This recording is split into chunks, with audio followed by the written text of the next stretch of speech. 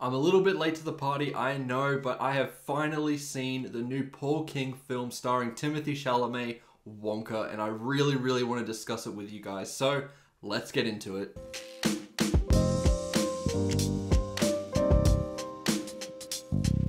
There's been a little bit of speculation surrounding this film, especially when that trailer came out. A lot of people were very skeptical about this film. I, on the other hand, was quite optimistic.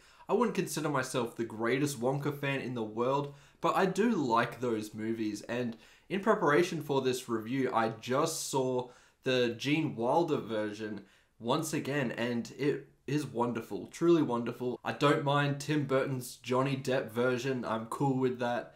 They are all products of their time, and I was just very interested to see how this new Paul King version was going to change the formula a little bit and do something a little bit different. This film isn't trying to adapt Charlie and the Chocolate Factory, however. It just takes Roald Dahl's character, Willy Wonka, and gives us a backstory as to who he is and how he became the figure that we know him in Charlie and the Chocolate Factory. This is kind of an alternate universe, I guess. It is completely separate from Tim Burton's version as well as the Gene Wilder one. So this is really just trying to do its own thing here. And once again, like the other two films, I do think that Wonka is a product of its time. The original 1971 version is full of this lighthearted charm for sure, but there are very dark undertones. And that was kind of a theme that you would see in a lot of films during the 1960s and 70s. And in a way, even though it is definitely a film for children, there are scenes that would definitely terrify a lot of kids. I know it scared me as a child. Then you have Tim Burton's version, and during that time when that released in the 2000s to the early 2010s, everything that was releasing was more edgy. There was more of a dark tone to everything, and so it kind of made sense for the era that Tim Burton would do his version of Charlie and the Chocolate Factory. Now to today, we're probably a lot more censored and trying to be as friendly as possible to everyone now with media. And this is what this film is. It is definitely the most friendliest out of the three Wonka films, and surprisingly the most child-friendly. And there's nothing wrong with that. I really came out of this film enjoying it. I think this film has so much charm to it and is incredibly heartwarming. I think the release date for this film was kind of perfect. Being around Christmas, you just want a nice, warm, fuzzy movie before the holidays, and that's exactly what this is. You get to see him develop a bond with children. You get to see him go through certain moments that are definitely causing him adversity in terms of growing this big empire that we know that Willy Wonka ends up having. And it's just really fascinating to see because you're kind of on board with this character from the jump. They give you a reason to care about him, and the way that his arc plays out is really beautiful and causes a lot of tearjerker moments, especially surrounding Sally Hawkins' character. There's a scene that features her character that is probably the one that will have most people crying at, and it was incredible. Timothee Chalamet in the role I think is perfect. I am a big Timothee Chalamet fan. And at this stage, I just don't think he can do no wrong. He is just killing every single role he's in. And this is just another version of that. He brings his own spin on Wonka. Once again, probably the most friendliest version of them all. But he just has a really nice presence on screen and captures exactly what you want from Willy Wonka. Also, you've seen in a lot of the marketing material that Hugh Grant is an Oompa Loompa in this. I would say he's not the most important factor in this. He makes a couple of appearances. He's pretty good. I'm not a massive Hugh Grant fan personally, but what he does with this role is fairly decent, does provide some laughs, so he definitely does the job there. Now, it hasn't been marketed as such, but this film definitely has a lot of musical elements to it. You could almost call it a full musical in the genre. Now, if you've seen Charlie and the Chocolate Factory, especially the one from the 1970s, you know that's not entirely surprising as there's musical numbers in that. But we do get a lot more here, so just expect that going in. I think it was very wrong of Warner Brothers to market it against not being a musical because that's just dishonest, and people who aren't a fan of musicals, who are promised something that it isn't and then go into a musical, I think that's going to make a lot of viewers very disappointed, especially ones that don't like musicals.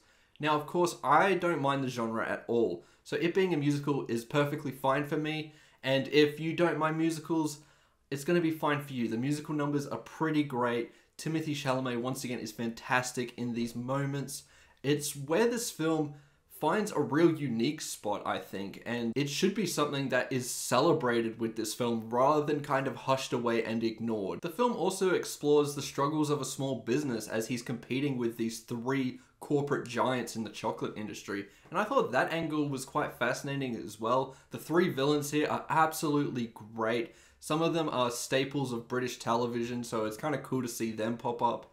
And also, Keegan-Michael Key is kind of another antagonist here, and I thought he was quite great in this too. Now, there is some kind of talk about what they're doing with his character to be kind of insulting, but it kind of, to me, goes into the life lessons that Willy Wonka and the Chocolate Factory, or Charlie and the Chocolate Factory, go into, which is teaching people life lessons. And sometimes you do need to go into those extremes to hammer home the point. It also makes it more kid-friendly, so I don't mind the choice at all, to be honest with you. Production design is pretty solid. I did expect it to be a little bit better. They do rely on visual effects a little bit more than what I would like. And the costume design, I think, is fantastic. Willy Wonka's outfit looks as stunning as ever and just really captures an essence that only this character can do. And I really think that's the biggest thing this needed to pull off. There's a sense of wonder around this world that Roald Dahl created. And the film manages to capture that, so real kudos to Paul King for managing to do that. It's definitely a tall order. This is a pretty legendary character in a lot of people's eyes, so you definitely don't want to see it get mistreated, and I don't think it does here. In terms of negatives, I think that some of the characters could have been fleshed out and were a little bit underutilized. You have Olivia Colman in this film, who I think is one of the best actresses working today, and her character's a little bit too one note for what I would like someone that is played by Olivia Colman to really be. So that was a little bit disappointing personally. I also think at times the arc of all of the characters can feel a tad generic. I do think it manages to pull everything across, where the whole wonder of it all and the emotional heartbeat of the film kind of diminish the impact that those arcs have, but they are still kind of fairly straightforward and kind of predictable overall, as you'd expect in a lot of blockbusters. And then once again, I'm not talking about the fully fledged Willy Wonka in the Chocolate Factory movie, but there are certain elements to Willy Wonka as a character that this film just chooses to ignore. There is a dark side to this character. If you've seen the movies, he is teaching kids lessons in pretty extreme ways, and the film just wants to ignore that completely and just be as kid-friendly as possible. But in the same way, I think those movies in the past were very kid-friendly overall, apart from a couple of elements. So I really would have liked it to have gone down that route a little bit more than what we got.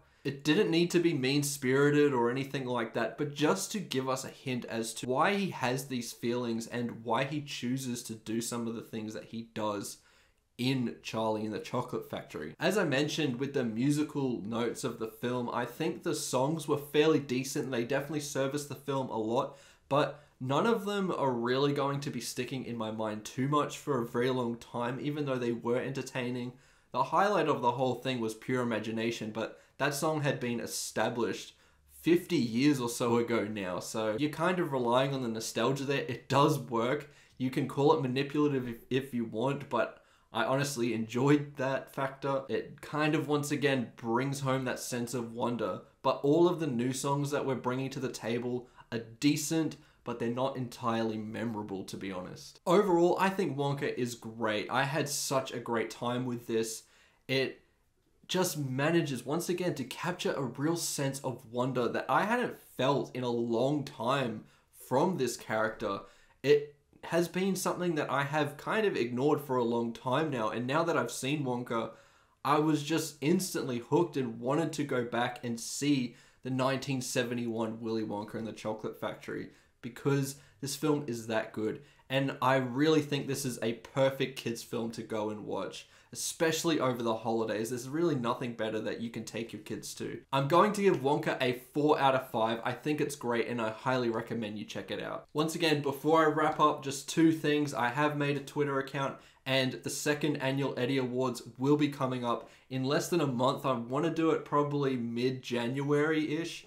And I do have a People's Choice Award. I'll have a link down below so that you can vote for your favorite film of 2023. The top 5 will be announced as nominees for the People's Choice Award at the second annual Eddy Awards, with the highest percentage being the winner. So make sure to go down and vote. Remember to like and subscribe, and I'll see you in the next one. Goodbye.